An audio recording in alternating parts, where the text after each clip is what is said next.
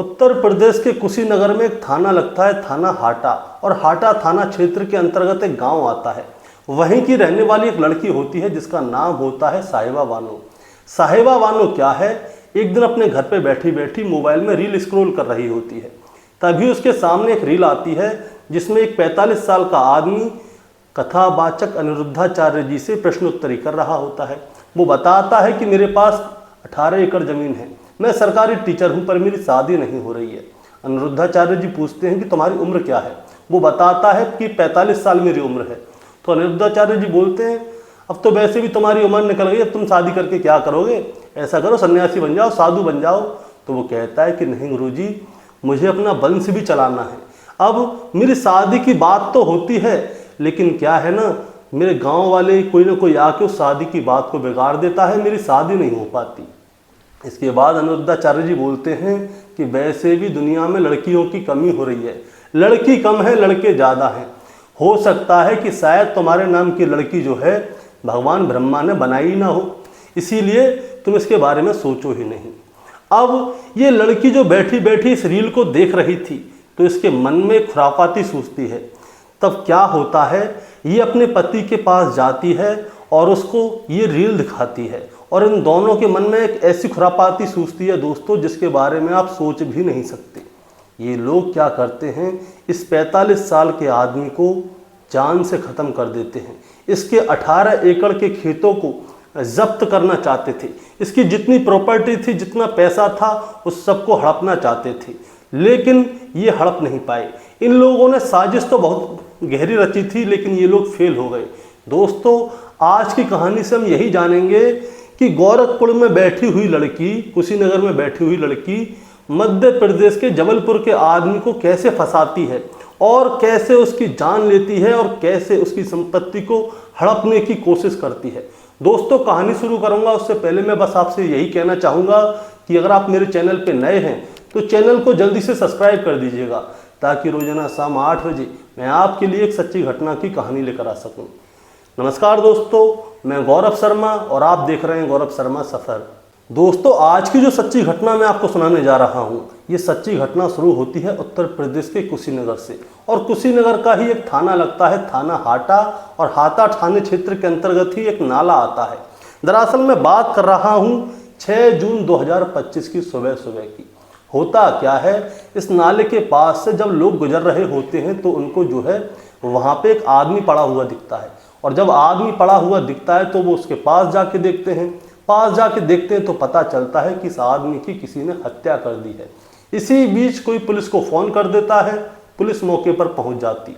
Police मौके पर जाके उस आदमी की तलाशी लेती है तो उसके पास कुछ भी नहीं निकलता, कोई भी आईडी नहीं होती, और उस आदमी को जो है बेदर्दी से मारा गया था चाकू से।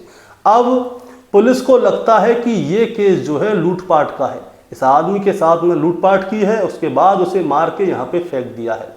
अब पुलिस वाले क्या करते हैं, आसपास की जितनी भी पुलिस चौकियाँ होती हैं, जितने भी थाने होते हैं, सब जगह पे इस आदमी का फोटो जो है सर्कुलेट करा देते हैं, ताकि अगर किसी ने भी गुमशुदगी की रिपोर्ट लिखाई हो तो इस लाश को पहचान के इस लाश को अपने साथ ले जाएं। लेकिन दोस्तों, आसपास में किसी भी जगह पे ये आदमी की गुमशुदगी की रिपोर्ट नहीं लिखाई गई थी। इस आदमी के पोस्टर भी छपते हैं, अखबार में भी निकलती है, लेकिन कहीं पे भी इस आदमी के बारे में कोई भी जानकारी नहीं मिल रही थी। इसी बीच क्या होता है, 8 जून 2025 की बात है।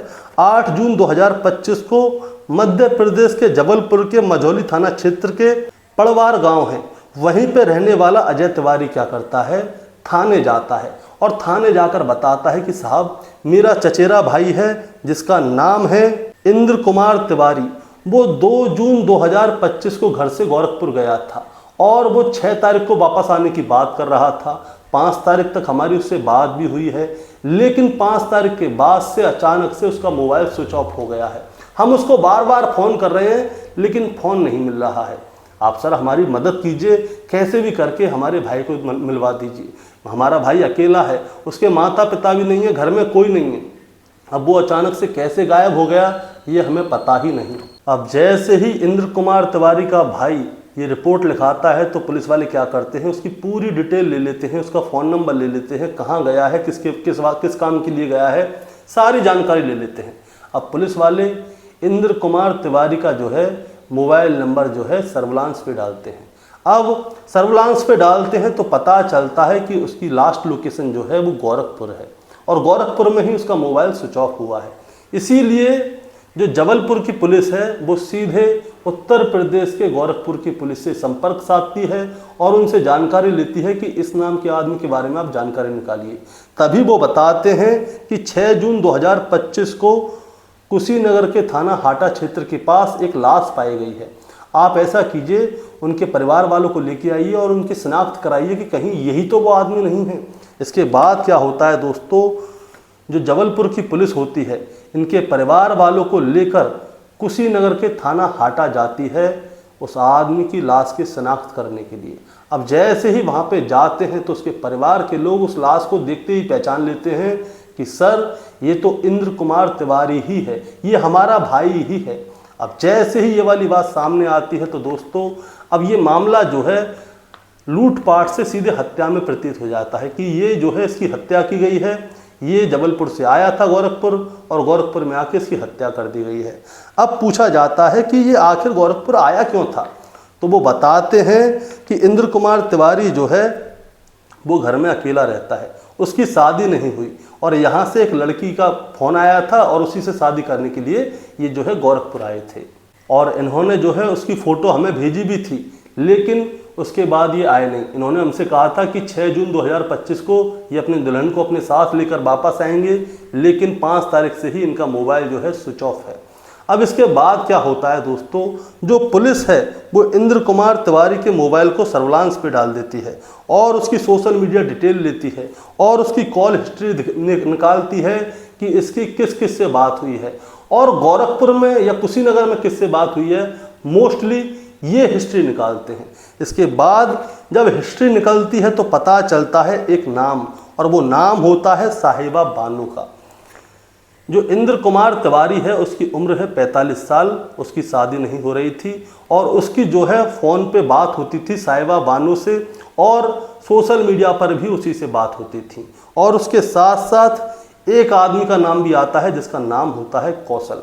अब पुलिस वाले क्या करते हैं, साहिबा बानो और कौशल इनकी तलाश शुरू करते हैं, क्योंकि इन्हीं के साथ में इंद्र कुमार तिवारी का मोबाइल जो है लास्ट बार इन्हीं के मोबाइल के साथ में एक ही टावर के अंडर में इन दोनों के मोबाइल थे और इन दोनों के मोबाइल साथ में भी थे। और इंद्र कुमार तिवारी का जो मोबाइल है वो हो जाता है स्विच ऑफ, लेकिन जो साहिबा बानो है और जो कौशल है उसका जो है मोबाइल ऑन होता है। इसीलिए पुलिस वाले क्या करते हैं, इनके मोबाइल की लोकेशन निकलवाते हैं कि इनका मोबाइल कहाँ पर है। इसके बाद इन दोनों की लोकेशन निकलती है और उसके बाद 27 जून 2025 को इन दोनों को गिरफ्तार कर लिया जाता है और गिरफ्तार करके सीधे थाने लाया जाता है और थाने में लाकर इनसे पूछताछ की जाती है कि क्या तुमने ही इंद्र कुमार तिवारी की हत्या की है। अब जब पुलिस इनके साथ सख्ती बरतती है तो ये दोनों जो हैं अपने जुल्म को कबूल कर लेते हैं कि हाँ, हमने ही इंद्र कुमार तिवारी की हत्या की है। अब दोस्तों मैं आपको बताना चाहूँगा कि होता क्या है। दरअसल जो इंद्र कुमार तिवारी है वो मई 2025 में मथुरा के वृंदावन आया था, जहाँ पे कि अनिरुद्धाचार्य जी का दरबार लगता है, यानी कि अनिरुद्धाचार्य जी कथा भागवत सुनाते हैं। ये वहाँ पे जाता है तो वहाँ पे इसकी प्रश्नोत्तरी होती है। प्रश्नोत्तरी में क्या होता है, ये बताता है कि मेरी उम्र 45 साल है, 18 एकड़ ज़मीन है मेरे पास, मैं सरकारी टीचर हूँ, मैं किसानी का काम करता हूँ, लेकिन मेरी अभी तक शादी नहीं हुई है। 18 एकड़ ज़मीन भी है, अकेला हूँ घर में। कि 18 एकड़ ज़मीन है तो क्या लड़की वाले नहीं देख पा रहे हैं कि आपके 18 एकड़ ज़मीन है? ये सब लोग देख रहे हैं, मैं तो किसानी ही कर रहा हूँ उसमें। फिर भी शादी नहीं हो रही है? नहीं हो रही सर। क्यों? वंश चलाने के लिए मुझे शादी तो करनी ही है। अब क्या होता है, ये जो रील है इसकी हो जाती है वायरल, और जब इसकी रील वायरल होती है तो जगह जगह पे देखी जाती है। दोस्तों मैं आपको इंद्र कुमार तिवारी के बारे में पूरी डिटेल देता हूं कि ये इंद्र कुमार तिवारी है कौन। दरअसल इंद्र कुमार तिवारी जो है जबलपुर, मध्य प्रदेश के जबलपुर के थाना मझौली के अंतर्गत एक गांव आता है जिसका नाम है पड़वाल। पड़वाल में रहने वाला है इंद्र कुमार तिवारी। माता पिता कोई है नहीं, सरकारी टीचर है, किसानी भी करता है, लेकिन शादी नहीं हो रही। अब इसकी शादी की कहीं पे बात चलती है तो कोई ना कोई बीच में अड़ंगा लग जाता है, इसकी वजह से इसकी शादी नहीं होती। ये मथुरा जाता है, वृंदावन में अनिरुद्धाचार्य जी से इसकी वार्तालाप होती है, प्रश्नोत्तरी होती है। प्रश्नोत्तरी के बाद में इसकी रील जो है वायरल हो जाती है, और जब इसकी रील वायरल होती है तो वो रील जो है सीधे शाहिदा के मोबाइल में जाती है, और जब वो रील शाहिदा के मोबाइल में जाती है तो शाहिदा उस रील को देखती है, उसे लगता है कि देखो ये 45 साल का आदमी है, इसकी शादी नहीं हुई, प्लस इसके माता पिता भी नहीं है, सरकारी टीचर है, 18 एकड़ ज़मीन इसके पास है। इसीलिए क्या होता है, शाहिदा सीधे जाती है अपने पति कौशल के पास, और कौशल के पास जाके इस रील को दिखाती है। इसके बाद साहिबा और कौशल क्या है, ये दोनों मिलकर प्लानिंग करते हैं कि क्यों ना इंद्र कुमार तिवारी को अपने जाल में फंसाया जाए, उसके बाद इसकी जितनी भी संपत्ति है उसको हासिल किया जाए, इसके पेंशन के पैसे, इसकी खेती बाड़ी, इसका घर, सब चीज़ को हासिल कर लिया जाए, क्योंकि इसके आगे पीछे रोने वाला कोई भी नहीं है। अगर ये मर जाता है तो इसकी सारी संपत्ति जो है हमारी हो जाएगी। इसीलिए क्या होता है दोस्तों, इसके बाद से जो साहिबा और कौशल हैं वो इंद्र कुमार तिवारी के बारे में जानकारी लेना शुरू कर देते हैं कि इंद्र कुमार तिवारी कहाँ रहता है, इसका फ़ोन नंबर क्या है। सोशल मीडिया पे जाते हैं, गूगल पे जाते हैं, जैसे तैसे करके क्या है, ये दोनों लोग क्या है, इंद्र कुमार तिवारी का नंबर निकाल लेते हैं। और नंबर निकालने के बाद 17 मई 2025 को ये लोग जो है इंद्र कुमार तिवारी को कॉल करते हैं। तब कौशल जो है अपने आप को साहिबा का पति बताता है, और साहिबा का नाम बदल देता है, उसका नाम रखता है खुशी तिवारी, और खुशी तिवारी का अपने आप को भाई बताता है। वैसे रियल में जो है ये जो है साहिबा उर्फ खुशी तिवारी का पति था, जो कि अब इंद्र कुमार तिवारी को अपने आप को भाई बता रहा है कि मैं उसका भाई बोल रहा हूँ, और मैं जो है अपनी बहन की शादी आपसे करवाना चाहता हूँ।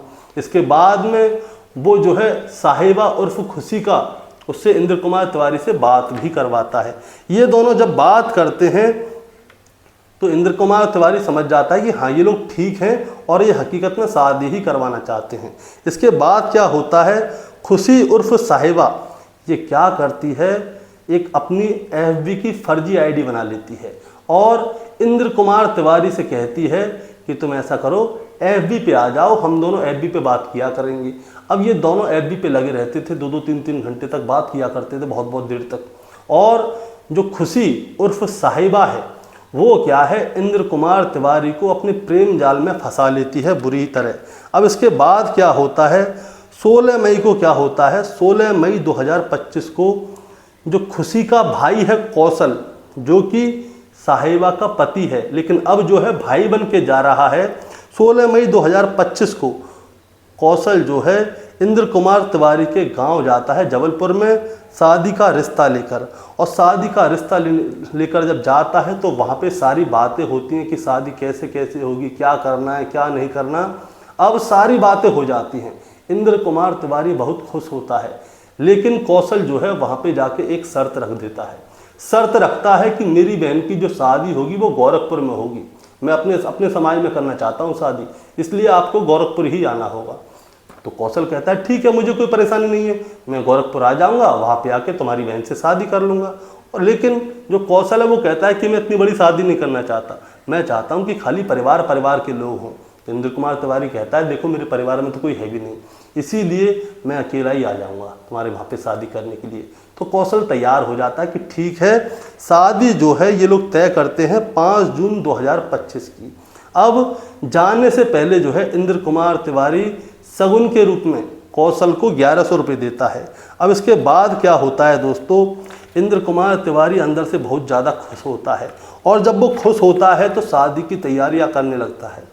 उसके पास 18 एकड़ खेत था, उसमें से क्या करता है वो 1 एकड़ खेत को जो है गिरवी रख देता है 1.5 लाख रुपए में।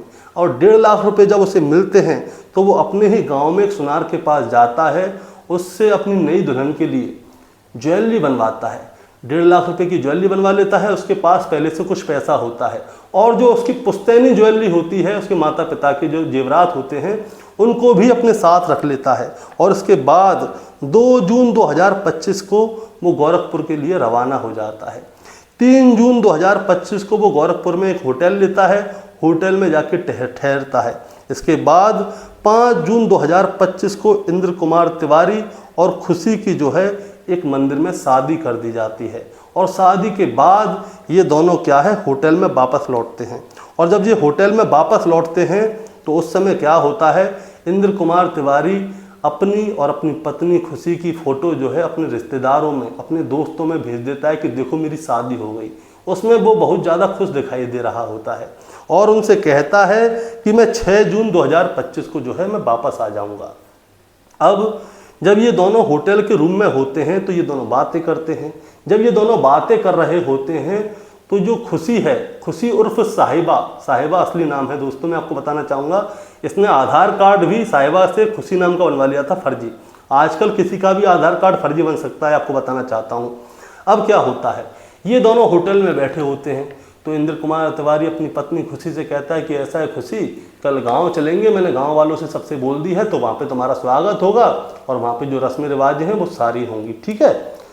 अब खुशी जैसे ही ये वाली बात सुनती है तो उसके चेहरे की जो है हंसी वो उड़ जाती है और वो जो है अपने पति इंद्र कुमार तिवारी से बात नहीं करती और थोड़ी इठक जाती है बात करने में।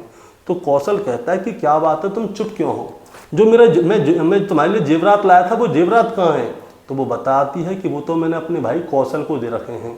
तो इंद्र कुमार तिवारी कहता है कि तुमने मैं जो जेवर लाया हूँ तुमने कौशल को क्यों दिया, तुम्हारी शादी में चढ़ाने के लिए लाया था, अब उन्हें वापस लेके जाऊँगा, उन्हें ला के दो मुझे। अब खुशी जो है उन जेवरात के बारे में बात नहीं करती, वो थोड़ी चिलमिलाती है, ढकती है बात करने में। इसी बीच इंद्र कुमार तिवारी क्या है, वो कौशल को फ़ोन कर देता है। कौशल को फ़ोन करके कहता है कि तुम कहाँ हो, कहता है मैं तो गाँव हूँ। तो ऐसा है, तुम जेवर को कैसे लेके गए। तो कौशल कहता है कि अरे जीजाजी, हम जो है अपनी बहन को पहले गांव लेके आएंगे और गांव से जो है उसकी विदाई करेंगे और विदाई के साथ में ही वो सारे जेवर बेवर और जो हम अपनी तरफ से देंगे वो सारी चीज़ देंगे, आप चिंता मत करो। अब जो है खुशी और कौशल क्या करते हैं, इंद्र कुमार तिवारी को अपना घर दिखाने के बहाने अपने गांव ले जाते हैं। और गांव ले जाने के बाद क्या होता है दोस्तों, 5 जून 2025 को ही खुशी तिवारी और कौशल के साथ में 2 लोग और होते हैं, उनका नाम अभी सामने नहीं आया है। ये 4 लोग होते हैं टोटल। ये क्या करते हैं, इंद्र कुमार तिवारी को चाकुओं से गोद डालते हैं, उसे मार डालते हैं और उसके बाद उसकी आईडी, उसका मोबाइल, उसके जितने पैसे हैं वो सारे पैसे, उसके जेवरात सब को लेकर वो गायब हो जाते हैं और उसकी लाश को उठाकर वो नाले के पास झाड़ियों में फेंक कर चले जाते हैं। अब जब इन लोगों की लाश, जब इंद्र कुमार तिवारी की लाश पुलिस को पाती है तभी तो पुलिस को ये लगता है कि ये लूटपाट का केस है। लेकिन इंद्र कुमार तिवारी का जब फ़ोन नहीं लग रहा होता तो इंद्र कुमार तिवारी की जो रिश्तेदार हैं वो बहुत ज़्यादा परेशान हो जाते हैं। और जब परेशान हो जाते हैं तो वो लोग क्या करते हैं, पुलिस में FIR दर्ज करते हैं गुमशुदा की। अब FIR दर्ज होती है तो पता चलता है कि गोरखपुर में लास्ट लोकेशन थी। अब लास्ट लोकेशन गोरखपुर में थी तो गोरखपुर पुलिस से संपर्क किए जाते हैं तो पता चलता है कि यहाँ पे तो 6 जून की क्लास पाई है, एक बार आके आप उसे देख लीजिए। पता चलता है वो इंद्र कुमार तिवारी है। अब इंद्र कुमार तिवारी ने किससे बात की थी, क्यों आया था, पता चलता है वो शादी करने के लिए आया था।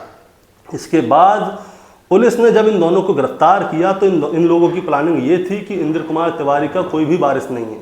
अगर इंद्र कुमार तिवारी मर जाता है तो जो खुशी है, खुशी उर्फ साहिबा जो है वो जो है अपने आप को इंद्र कुमार तिवारी की पत्नी साबित करेगी।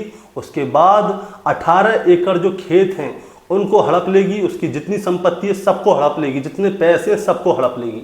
लेकिन उसका पैतरा काम नहीं कर पाया, उससे पहले ही उसको पुलिस ने पकड़ लिया और गिरफ्तार करके जेल भेज दिया।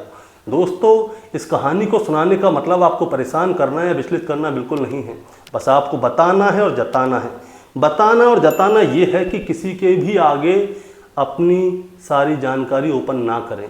अब इंद्र कुमार तिवारी बताता है कि साहब 18 एकड़ ज़मीन है, सरकारी नौकरी करता हूँ, परिवार में कोई नहीं है। तो अब उसे देखकर जो है साहिबा को लालच आ गया। अब लालच आ गया तो इसके चक्कर में इंद्र कुमार तिवारी की जो है जान गई। इसीलिए आप कौन है, क्या कमाते हैं, क्या नहीं कमाते, कभी किसी को दिखावा नहीं करें। दिखावा करना बहुत बुरी बात है। इंद्र कुमार तिवारी ने दिखावा किया तो उसकी जान गई, लेकिन इंद्र कुमार तिवारी ने दोस्तों दिखावा नहीं किया था। इंद्र कुमार तिवारी बेचारा परेशान था, उसकी शादी नहीं हो रही, अब मरता क्या ना करता। वो जगह बहुत से लड़के मैंने देखे हैं जिनकी शादी नहीं हो रही, इनकी उम्र निकली जा रही है, वो बहुत ज़्यादा परेशान होते हैं। वो जगह जगह पे जाके कहते हैं कि कोई रिश्ता हो, उनके परिवार वाले लगे रहते हैं। अब आजकल लड़की वालों की भी नई रीत चालू हो गई है। वो क्या करते हैं, शादी करने के लिए जाते हैं अपनी बेटी की, तो वो कहते हैं घर आपके नाम पे ही है। अच्छा, तो चलो इसके कागज़ दिखाओ, कागज़ दिखाओगे तभी आपके बेटे की शादी होगी, नहीं तो नहीं होगी। आजकल रीति ही कुछ ऐसी चल रही है। आपका क्या कहना है इस कहानी के बारे में दोस्तों? आप ज़रा हमें कमेंट में बताएं। चैनल पे नए हैं तो सब्सक्राइब करके जाएं, ताकि रोजाना शाम को 8 बजे मैं आपके लिए एक सच्ची घटना की कहानी लेकर आ सकूं। नमस्कार।